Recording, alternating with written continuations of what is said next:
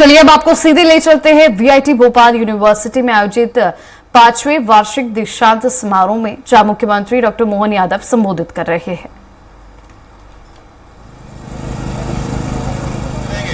तो उपकुलपति आना चाहिए, अगर उस तरह से भी देखें, लेकिन उपकुलपति नहीं बोलेंगे, कुलपति बोलेंगे। मैं ऐसे ही दीक्षांत समारोह में जब मैं शिक्षा मंत्री था, इंदौर गया। इंदौर में एक कार्यक्रम में जब मौजूद था तो वहां तत्कालीन कुलपति प्रोफेसर रेणु जैन जी के श्रीमान भी वहां आए हुए थे। ऐसे बाकी लोगों से परिचय होते होते मैंने पूछा आपका परिचय क्या है, तो उन्होंने कहा मैं आपके कुलपति का भी पति हूं। वो उनने सहज भाव से बोला, लेकिन मुझे बड़ी अंदर तक चुभ गई ये बात।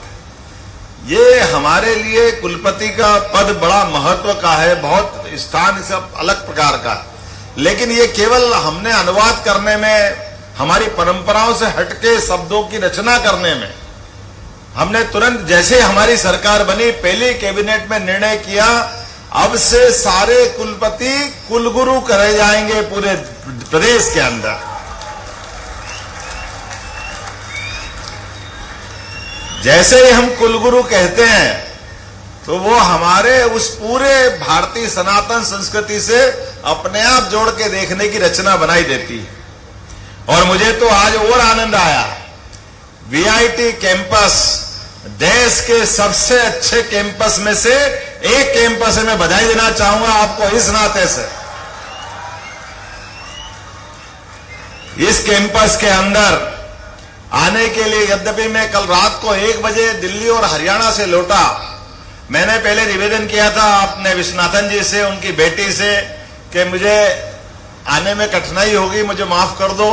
तो उन्होंने कहा नहीं, आपको, हमारा बहुत अच्छा कार्यक्रम है, बड़ी अच्छी तैयारी है, आपको आना चाहिए। तो हमने कहा वर्चुअल जुड़ जाएंगे। तब उन्होंने कहा नहीं, वर्चुअल में जो आनंद नहीं आएगा जो आप प्रत्यक्ष आओगे।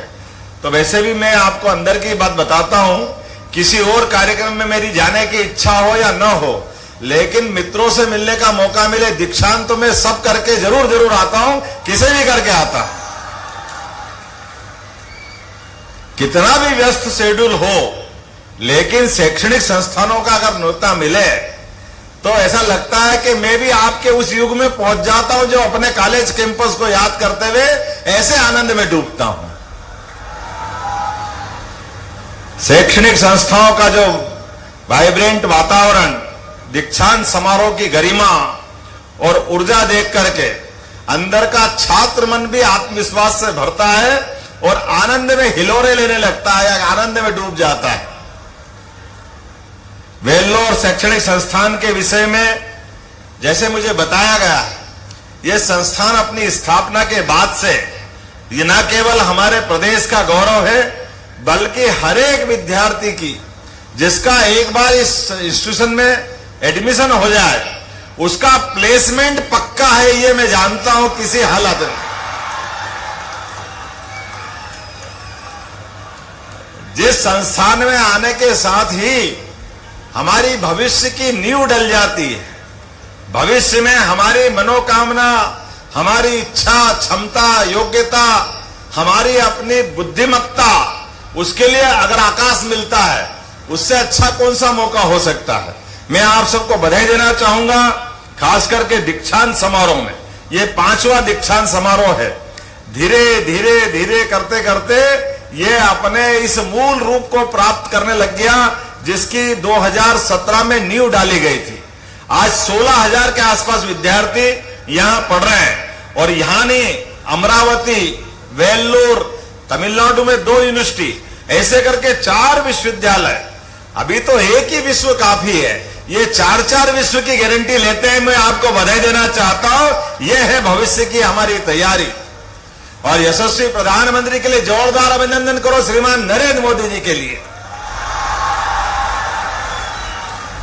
जिनका नाम ही लेना अपने आप में ऐसा लगता कि 440 वाल्ट का करंट लग गया, आनंद आ गया है।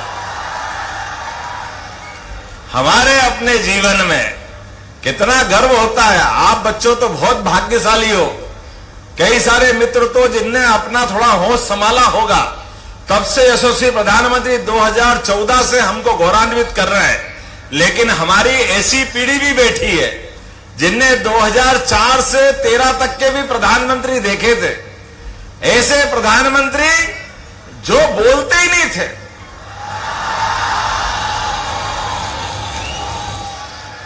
ये समझ में ही नहीं आता था, इतना बड़ा देश और इतने बड़े देश के प्रधानमंत्री, नाम तो मनमोहन सिंह, लेकिन मन ही मन में बात करते थे, बोलते ही नहीं थे सब। और अब आपका भाग्य इतना अच्छा है, जिनके भरोसे से हमारे देश के प्रधानमंत्री, जिनका उठना बैठना आना जाना और दुश्मन की तरफ निगाह उठा के देखे तो हवा निकल जाती है, ये है हमारे वर्तमान के प्रधानमंत्री। हमको गौरवान्वित करने के लिए दुनिया के सबसे बड़े लोकतंत्र के सबसे बड़े नायक यशस्वी प्रधानमंत्री, और प्रधानमंत्री का अपना जीवन भी कितना नीर छीर साफ सुथरा, जो अपने जीवन का एक एक पल अपने देश के लिए जी रहा है, ये हमारे लिए सबके लिए मार्गदर्शक के रूप में है। और वेल्लोर इंस्टीट्यूशन में अगर मैं बात कर रहा हूं तो नवीन टेक्नोलॉजी, अभी अभी मैं आपको बताना चाहूंगा कि हमारे लिए नवीन तकनीक का जो महत्व वेल्लोर टेक्नोलॉजी या वेल्लोर इंस्टीट्यूशन आपके माध्यम से जो आता है, ये यूनिवर्सिटी जो प्रयोग कर रही है। अभी मेरा फोटो खींचा, अभी सम्मान हुआ, और इसी समय में उठ करके बोलने भी नहीं आया, इसके पहले फ्रेमिंग करा के मेरे हाथ में फोटो दे दिया। ये आज के समय का हमारा भारत है। और इसी टेक्नोलॉजी की पसंद की अगर हम लिस्ट बनाएं तो हमारे सबसे बड़े नवीन तकनीकों के आधार पर देश को जो आगे बढ़ाने के लिए तत्पर हैं, उनका नाम है श्रीमान नरेंद्र मोदी जी, जिनके नेतृत्व में भारत सभी क्षेत्रों में आगे बढ़ रहा है। खास करके नवीन तकनीक को लेकर के, स्टार्टअप को लेकर के, हमारे अपने बौद्धिक क्षमता, ये जो हमारी बौद्धिक क्षमता है, पहले गया जमाना जब यहां से डिग्री लेकर के बेहतर जीवन के लिए हमको विदेश जाना पड़ता है। आज समय बदल रहा है। आज के समय में बदलते दौर में भारत आगे बढ़ रहा है और विदेश के बच्चे अपने देश में आ रहे हैं, अपने इस संस्था को संभाल रहे हैं। ये बदलते दौर का भारत है। और इसी में मैं आप सबको जोड़ता हूं कि आज हमारे सबके सामने ऐसे सारे प्रश्नों के उत्तर निकालने में मेरे सारे विद्यार्थी समर्थ होंगे, मुझे पूरा भरोसा है। हम आज की टेक्नोलॉजी के युग में युवा शक्ति, भविष्य के विकसित भारत के ध्वजवाहक है, यह मैं गारंटी ले सकता हूं। हमारे लिए तो आदिकाल से, आज का नहीं कह रहे, हमारी परंपरा तो इतनी उदार थी। 17 लाख साल पहले, किसको कहते 17 लाख साल पहले, समुद्र के ऊपर भी पुल बन सकता है, ये भगवान राम के काल में हमारी संस्कृति ने करके दिखाया है। और अभी तो हवाई जहाज से ही उड़ता आदमी। हो सकता है कोई ऐसी टेक्नोलॉजी आए कि हनुमान जी ने उड़ के प्राप्त कर ली, ये क्षमता भी भविष्य में हो सकती है, कोई असंभव नहीं है।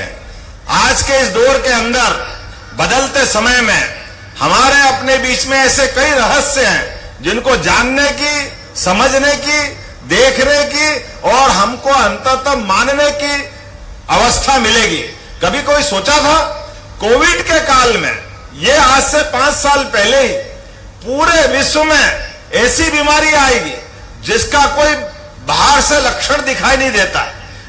रेल बंद, सड़क मार्ग बंद, पानी के जहाज बंद, हवाई जहाज भी बंद, और तो और आकाशवाणी के रेडियो भी गाना बजाना बंद करके बैठे थे। दूरदर्शन पे भी कुछ नहीं दिखाई दे रहा था।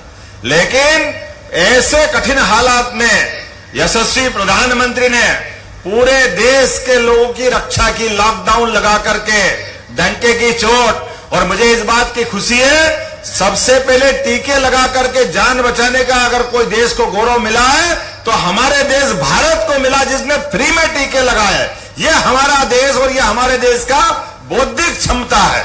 मैं आज के इस अवसर पर, आज तो ये कितने फ्रंट मिल गए, G20, G7, आसियान, ब्रिक्स, कितने मोर्चे हैं और भारत की अर्थव्यवस्था 2014 में 11वें नंबर पे थी और आज 2024 के चुनाव तक चौथे नंबर पे थी और वर्तमान के आंकड़े आ रहा है कि भारत अपने और आने वाले लक्ष्य में जब तक 5 साल पूरे होंगे भारत तीसरे नंबर की अर्थव्यवस्था बनेगा।